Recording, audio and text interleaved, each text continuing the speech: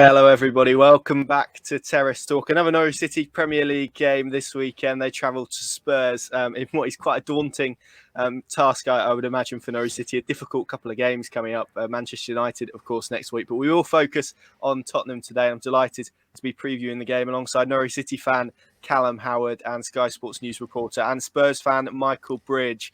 Michael, let's come to you first because Tottenham played last night. They beat Brentford 2-0. I've seen it described as comfortable. Is that how you would describe it? And it's fair to say probably the league table is looking a bit more healthier now for Spurs than maybe it was a few weeks ago. Yeah, it's a strange one because Spurs have been so poor this season. It's unbelievable, really, that they're so close to the top four. And it's promising, really, because they've got an unbelievable world-class coach now in Antonio Conte. It did seem comfortable last night. I'm sure Brentford could be better, but I thought Tottenham did well. They did look comfortable about. It wasn't the most exciting game in the world, but without being too much of a cliche, it's all about the points now, especially after Sunday, the game against Burnley getting postponed. You know, we don't even know when that will get rearranged. So Spurs need to start picking points up.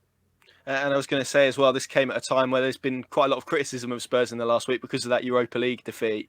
So does that make this victory more important in a sense for Spurs heading into this weekend?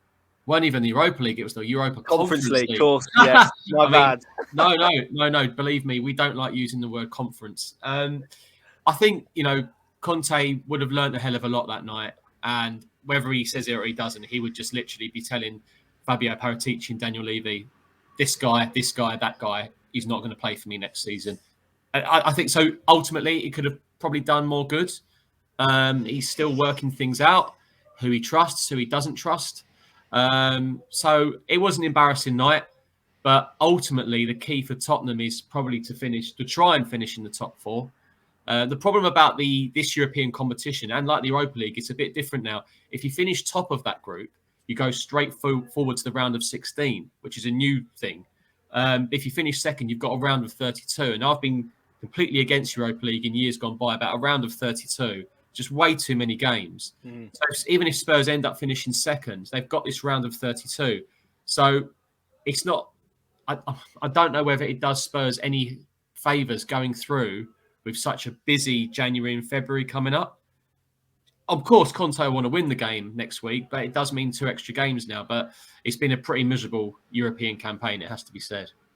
I guess, yeah, the focus is on the league, as you said, and that's very much the case for Norwich, isn't it, Callum? Obviously, a draw against Newcastle in midweek. And before we kind of talk about that a little bit, I just want to pick up on the news that's come out of Dean Smith's press conference about half an hour ago, as we record this. Milo Rashica out for 3 or 4 weeks. That seems fairly typical, doesn't it? A player beginning to find his stride after being, in Norwich terms, being bought for relatively large money in the summer. We're beginning to see the best of him. And then we get an injury. It's not ideal, is it, before what is a very difficult doubleheader where he probably could have been utilised in a very good way. Yeah, I think it's a classic case of a long come Norwich, isn't it? You know, we sign a player for a lot of money for us, and he hits a really decent run of form. Everything looks really exciting, and then he picks up an injury, both for him and for Norman. Hopefully, Norman's prognosis is looking a little better, and we can have him back for Manchester United. But I'm not... Yes, of course I'm disappointed, but I am also quite excited because I'm really happy with how the squad has responded to Dean Smith's appointment, and some of the discussions that are coming out of Colney about how hard players are working and the headaches that Dean Smith is having is really exciting, and it's really refreshing. And I feel better about facing Spurs now than I did a month ago, especially after the resolution that we've just shown. You know, we've now got 11 guys out there that look like they actually want to play for this club, and they actually want to give it their all. And we've got a proactive, intelligent manager, and no matter what happens on Sunday, I think we are in a really, really good position now. Injuries aside, I think those who are on the fringes will be ready and raring to go to prove to Dean Smith. And I think Jolis sounds like he's had an excellent response to coming off at half-time. on Tuesday. So I'm really excited to see what those fringe players do, because I remember us having a conversation pre-Ipswich a few years ago about how young right back Max Aarons was gonna do when he came on for his debut, and look where he is now.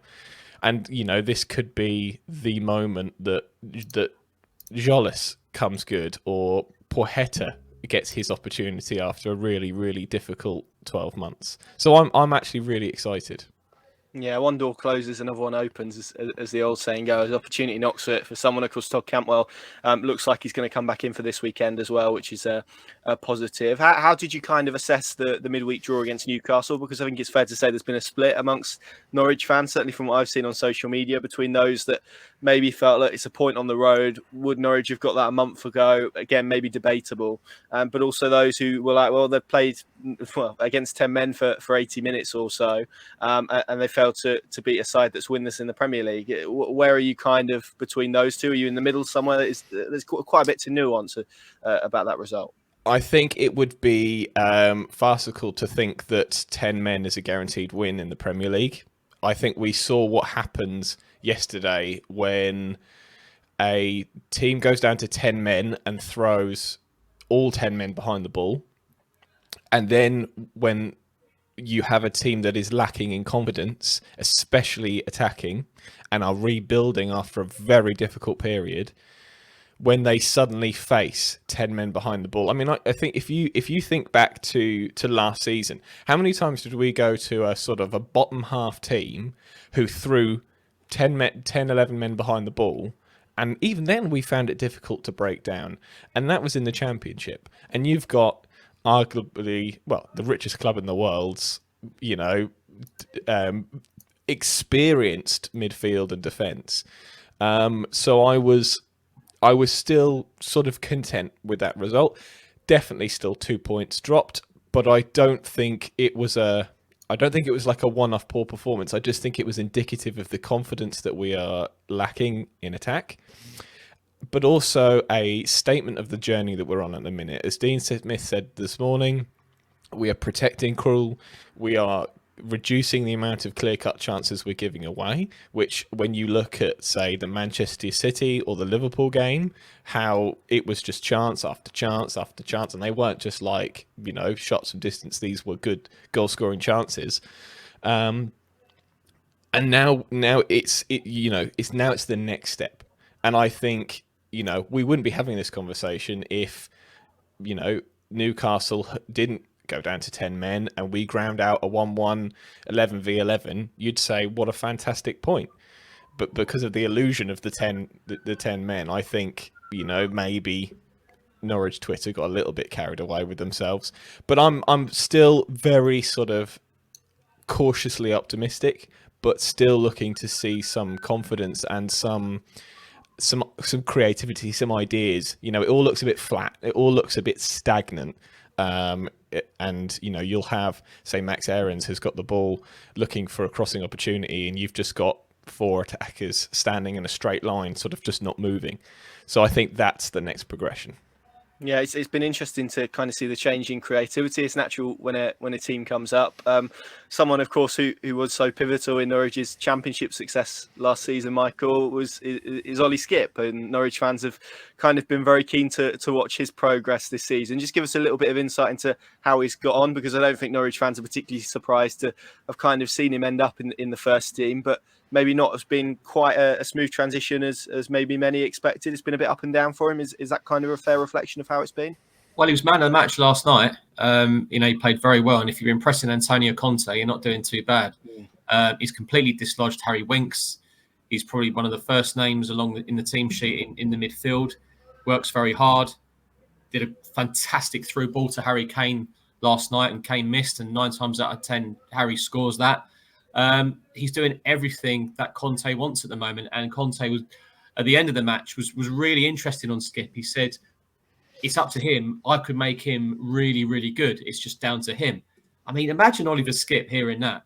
This is the guy that transformed into Milan. He won trophies everywhere he's been. He's worked with the best players. And he's talking about Oliver Skipp after the game, saying how much he could transform his game. calling him the Hertfordshire Busquets at Spurs. But I think that Norwich deserve a lot of credit as well. The loans are so important. Harry Kane had loans. He had loan at Norwich, didn't he? He did, yeah. They can either go good or bad. And Skipp's went very, very well, didn't it? And that's what you call a perfect loan in my book. And I know a couple of Norwich friends of mine were saying any chance of getting him back this season. I said at the time I don't see it. And he actually came back with an injury, so he's done very well. He's by far not the finished product. He's got a lot to learn. He's got a lot to do, a lot to improve. But he's got one of the best managers in the world to work under. So, the sky's the limit for him, really. I'll come back to Antonio Conte in a moment, but just again on Skipp, how good could he be for Tottenham? I suppose that's the question now, isn't it? You said if Antonio Conte, as you say, is saying he could be anything that he wants to be, I guess we're kind of in the territory that, I mean, if he stays at Spurs, if he is part of Conte's kind of rebuilding mission, is at the heart of that, and as you will hope and other Spurs fans will hope, they go on to be a bit more successful, to finally get that trophy that the fans crave so much. He could be at the heart of that, I suppose. I mean, look, Tottenham a few years ago were finishing second and third. So, it's been quite some drop, and that's been down to the poor recruitment, and that's caught up with them. It's finally caught up with them. The very good players, Toby Alderweireld, Moussa Dembele, Jan Vertonghen, Danny Rose, Kyle Walker, they've been replaced poorly.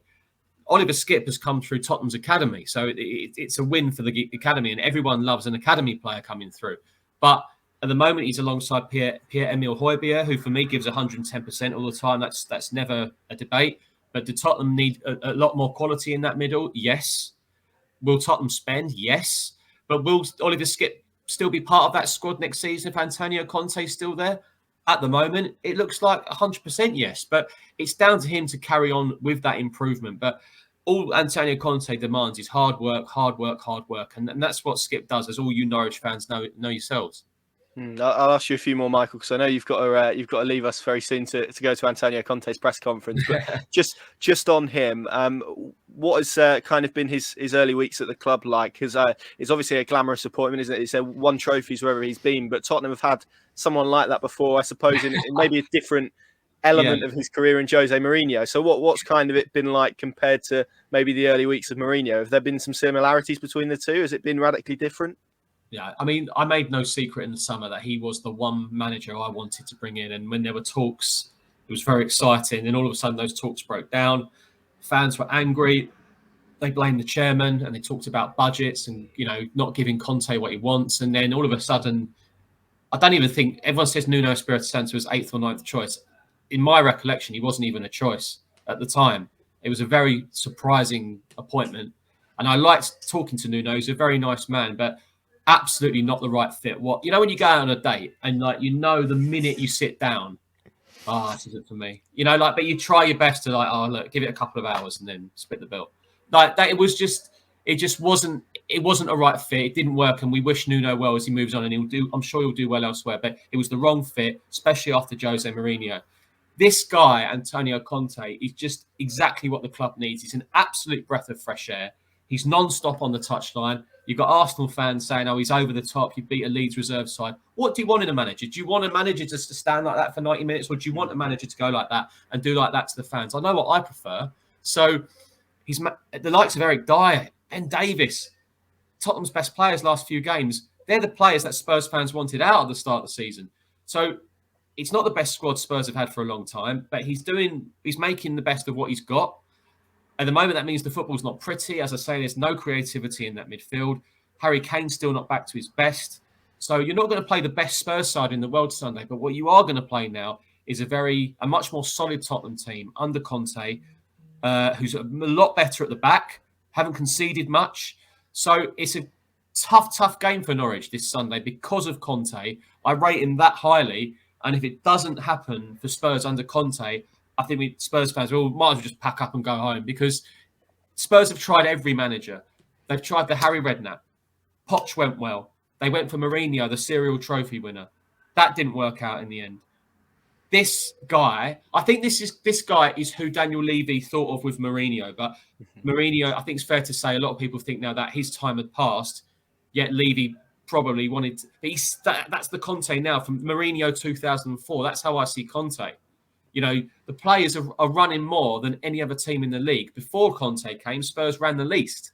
That's incredible. Now, the worry for that is in the next few weeks' time, you might see some Spurs players pick up hamstring injuries, whatnot, during the busy Christmas period. That's my worry. But ultimately, Spurs have got this appointment absolutely spot on. Two more then before I let you run off. First and foremost, Harry Kane, as you mentioned, them not been in the best form this season. As you mentioned, did have a loan spell with Norwich, which we won't go into because it wasn't particularly great. But clearly has become quite the player since then. You mentioned there him not being sort of in his full rhythm. Do you think in many ways, and again, obviously, Callum's a Norwich fan, so I'm sure he won't mind me asking. In terms of this game, will he target this game as a good opportunity to get back to find a goal first and foremost, I suppose, but also rediscover his confidence, I suppose, and also his role within this Antonio Conte setup? Well, I mean, look, he targets every game. I know a lot is made of him. Oh, he wanted to play against San Marino. I don't know why in this country that's seen as a criticism. When Ronaldo does it against Liechtenstein, everyone says, "Hey, amazing, great professionalism." There's something weird going on in this country about Harry Kane. It is utterly bizarre. Look, he had a tough summer. We know he wanted to move on. He didn't get that move. Now, I've got to say this, he really is enjoying it under Antonio Conte. He's got a new lease of life. Yes, he didn't score last night, but he worked incredibly hard. He was a big part of the second goal. Sensational through ball to Reguilon. Reguilon crosses for Son, then scores. The good news for Spurs is they don't rely on Kane as much anymore. Last season, he was top playmaker in the Premier League and top goal scorer. This season, the goals are coming elsewhere because the style of play under Conte is different. Will he score Sunday? Huge chance. He's in my fantasy team. But, look, I think Norwich as well. Look, I like Norwich. I went to university there. So, I've always got a soft spot for Norwich. And, I think Dean Smith, and I said on Sky a few weeks ago, Lampard or Smith, I went for Smith. Only if he thinks mentally he didn't need a break from Villa. Clearly he didn't, because that's quite a change. He's gone from one club to the Premier League to Premier League. Does he need a holiday? You'd say so, but fair play to him. He wants to go straight in. So although, look at it and you Kane will think, yeah, I'll fancy Sunday, I think Spurs fans will know, and Spurs will know, that Norwich under Dean Smith is a harder match, with the greatest respect to Daniel Farke. I think, although it was a weird timing, I think it was clear that everyone probably thought it was time for a bit of a change. I think it was a disgrace what people were saying about Norwich at the start of the season, saying they do this, they do that, they yo-yo on purpose, things like that. I thought it was shocking comments given the money you've spent. And you clearly brought in a manager. He don't want to go back down. Yes, he knows the Championship, but let's give him some credit. He also knows the Premier League with Aston Villa. So I think it was a good appointment. Great club, big fans, loads of fans, and I think it should be a good game Sunday. Norwich could have a slight advantage given they've had a couple of days off, because Spurs will be shattered after that. They didn't stop running last night. So although Spurs will be strong favourites, and rightly so, Norwich, those 2 extra days could play a part later in the game. Yeah, just finally then, Michael, your score prediction, I suppose, and how you see this game going. I guess you'll have your Spurs hat on. Some people like to do a head and heart prediction, so feel free to do that. Before we let you go, how do you see this game going? Well, I'm going to look at it from a positive side, because I've been so miserable all season with Spurs. And I think on the positive, I think Spurs are looking a lot more like a Conte side now. I think the Burnley postponement might have done them favours, because Conte got another few days of him on the training field. Conte actually said that last night. So I think that might help, which means Spurs could score early. I don't think it'll be a walkover, but I think Spurs might just edge it 2-1. Lovely stuff. Michael, thank you very much for joining us. Hopefully we're not going to make you late for Antonio Conte's press conference. So all right, no problem. Thank you very much, guys. Thank you, mate. See you soon. Bye. Callum, if I come to you then, apologies. That was a little bit of a quiet 10 minutes for you, but I wanted to cram quite all right. That's quite all right. As much out of Michael as we could do before we let him go. To reflect on Norwich City, then we've spoken about Milo Rashica and his injury. So I guess the next question is, which direction do you see Dean Smith heading into with who replaces him? Are you expecting someone like Todd Cantwell to come back in, for example? He's not a like-for-like replacement, but obviously has a lot of creative capabilities, which is an area that Norwich City have been lacking in. Do you see him giving Christos Solis another go? How do you kind of see him going for Sunday's game? I think 2 of the front 3 need replacing for this game. 1 through injury, 1-3 performance. I think obviously Milo will be replaced. As a local lad, I'm always going to say that I'd love to see Todd come back in, but I don't. I was having a conversation with somebody about this the other day. Is I don't think he is the white knight that's going to come and save our season. And I don't think he's done anything to show that he's going to be that. Of course, I'd love to be proved wrong, but I think he deserves a chance. The same as Smith's first game. I think he deserves 45. And if he comes in and he puts in a shift and he looks like he's on pace, then maybe stretch that to 60. But if he comes in and does another 45 where he's pulling silly skill moves on the edge of his own box, which you cannot do against Tottenham in the Premier League. Yeah, you can do that against Huddersfield in the Championship, but not here. So, and then I'd like to see how Jolis responds. I think Smith mentioned in his press conference that he spoke to Christos during training as to why he was taken off at half time, and he seems to have shown a response to that. So it could be exciting to see that. But there's a part of me that would love to see Shemi Puerta in the Premier League, and I think if you had him on that left hand side with Brandon Norman, who has looked, and I think not Brandon Norman, what I say, Brandon Williams.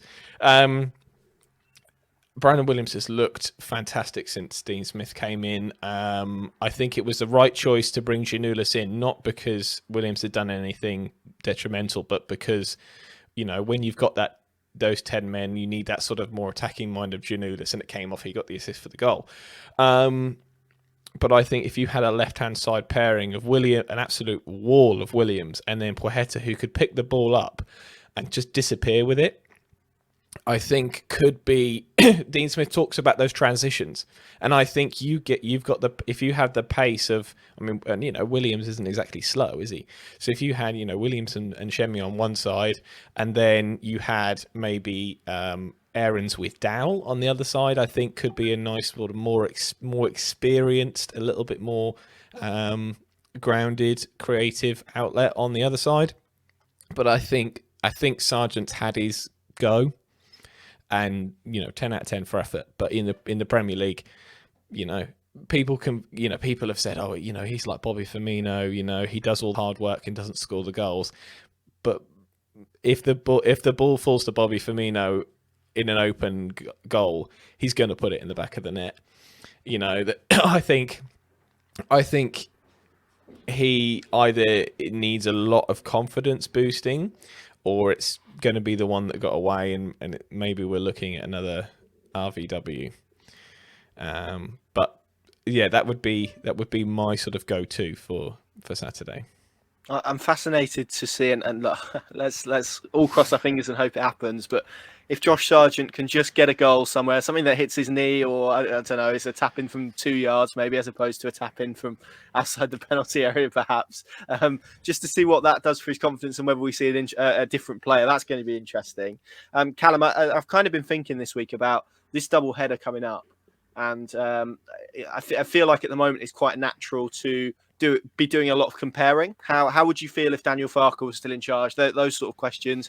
And as I asked you from the off, maybe the point on Tuesday is not necessarily something Norwich would have got a month or so ago when they had someone else in the dugout. I mean, it's all hypothetical. We'll never know. But I keep coming back to the fact that I'm quite excited to see how a Dean Smith side approaches this double header of games against big clubs that are in the traditional top six, I suppose, but have struggled in different periods at different times in different competitions this season, and maybe aren't at the level of, well, say the three big ones at the moment: Manchester United, Liverpool, and Manchester City, rather, Liverpool and Chelsea.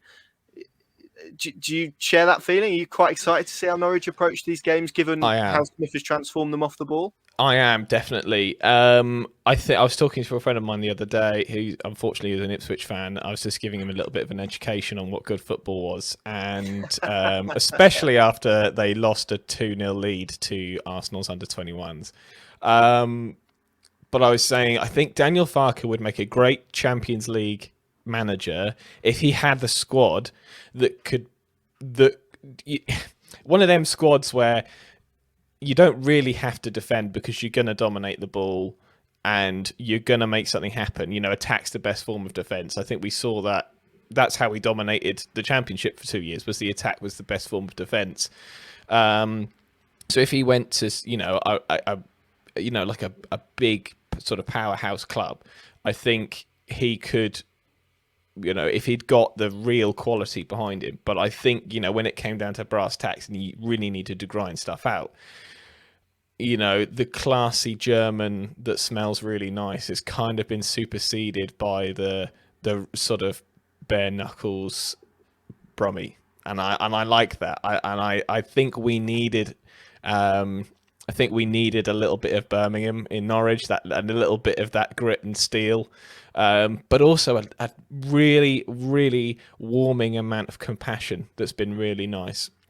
And when Dean Smith was sort of rumoured and announced, I watched a lot of sort of interviews and podcasts, and there was a great one that floated around of him doing a talk at Birmingham University about sort of like player well-being, and then we had the story of that John Terry came out with a couple of weeks ago, and I think that's going to be really interesting, because I think with Daniel Farke there was so much talk about psychology, there was so much talk about well-being, there was so much talk about having players who are capable but just not delivering, and I think that's what Dean Smith will excel at, is taking players like a Jack Grealish who he knows is capable and then getting them to deliver. And that's why I'm so excited about seeing players like Jolis, like Milot Rashica, like Todd Cantwell, like Andrew Omobamidele, players who we know have got all of the raw talent but mentally need refining with experience and coaching. So that's what I'm really excited about. And I am cautiously optimistic about this doubleheader. I'm not going to get carried away and think that we're going to go and steamroll two teams who have come off a turbulent time. But I think it would be ignorant to think that Manchester United and Tottenham, although they've had a difficult couple of months, are going to be really easy fixtures, because they are now both coming out the other side. They're both got new managers in place with new philosophies. Yes, they are sort of in that sort of early days, but they're still looking a heck of a lot more secure and assured than what they are. So, yeah, I'm excited and a little bit more confident, but I'm still not getting carried away. Yeah, that feels like kind of the place that Norwich City fans are in generally. I mean, you look at the last 3 games under Smith, Norwich have doubled their points tally for the season that they had prior to his arrival, haven't they? Which is a massive boost. Of course, probably looking up the table a little bit more than well, they were anyway, so bottom of the league, but looking further up the table than maybe they were when Smith arrived. And as you said, it's been interesting to see how players have kind of responded to his methods and how sort of more improved they look as a side generally. I think it's interesting that we discussed kind of the off the ball stuff, because that's been the big change that we've seen. They look a much more competitive outfit because of the tweaks he's made, and hopefully that can translate into points. But that leads us to December more generally then, Callum. It was an unbeaten November. December on paper looks a very difficult month in terms of fixtures for Norwich City. We've kind of mentioned confidence and whatnot. Do Norwich enter, or do you as a fan enter December with much more confidence? And I suppose, as you touched upon there, I know you said it's cautious. If Norwich can get a few positive results in December, there are a lot of teams around them that have very difficult festive periods as well. That's worth reiterating. If they can just get a couple of results and just keep it alive for as long as possible, then that's going to give everyone a lot of hope and optimism, isn't it? It feels slightly, I mean, maybe we're going to be saying this all season, I don't know, but it does feel a little bit make or break, I suppose, this month, because if they lose all of them, they could find themselves back at the bottom. If they win a couple and keep themselves within touching distance, it's game on heading into the new year. Yeah, I think it's going to be about not losing. I think Tim Krul said it a couple of weeks ago, is if you don't win, you don't lose. And I think that's a great mentality. It's so refreshing to the Manchester City, Liverpool are the greatest teams in the world, and we were never going to get anything to them from previous occupants of the managerial seat. So that's a really good philosophy. And I think when you look at the table, we're 6 points behind mid-table. We're 2 points. We're 2 wins away from from mid-table. And we've been lucky, sort of the early part of this week, that some games have gone our way. I would have liked to have seen Wolves do a little bit better against Burnley and help us out a little bit there, because that would have sort of meant that we were at the top of that bottom three sort of mini league. But I think if we don't win, we can't lose. And I think if we can pick up a draw against Tottenham, if we could nick a win against Manchester United, I think that would be fantastic. I think that would be if we could nick a win against Manchester United, I think that would be one of the best results of the season so far. And then I think we've got an arguably competitive game against Aston Villa. I don't look at Villa with any sense of sort of apprehension as I do with somebody like a Tottenham or Manchester United. Maybe that's a little bit of ignorance and a little bit of overconfidence on my part, and my father-in-law won't like that, being a Villa fan. But I'm really looking forward to Villa. I think there's so many stories there. You've got Emmy, you've got Dean Smith. There's so much that can happen there, and I think that's going to be a really, really exciting game. And it's the day before my birthday, so if we can get a win, that would be a lovely birthday present.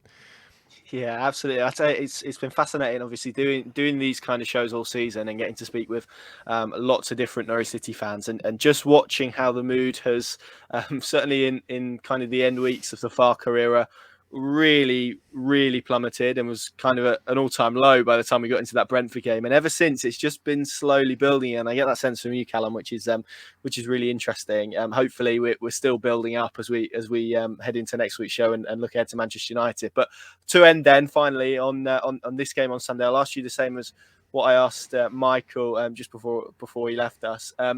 How do you see this game going first and foremost? The last game that Norwich played in that stadium was that FA Cup game where they won on penalties. So that's a good omen, I suppose. Let's have your score prediction as well. As I said, feel free to go head and heart if that's the way you want to do it. But let's hear your thoughts. I think I'm going to have to go head and heart. I think heart says we soak up pressure for 95 minutes and then we score another Hanley header at the back post in the 96th minute in added time. But I think my head says we do really well. Maybe a 0-0. Maybe an unfortunate 1-0 to Tottenham, I think. I think it's going to be a brave display. I think it's going to be an impassioned display. But right now, maybe in a couple of weeks, but right now, I just don't know that we've got the attacking confidence and competence to score enough to hold off a Tottenham right now, especially having sort of seen especially Harry Kane's re-emergence under Conte.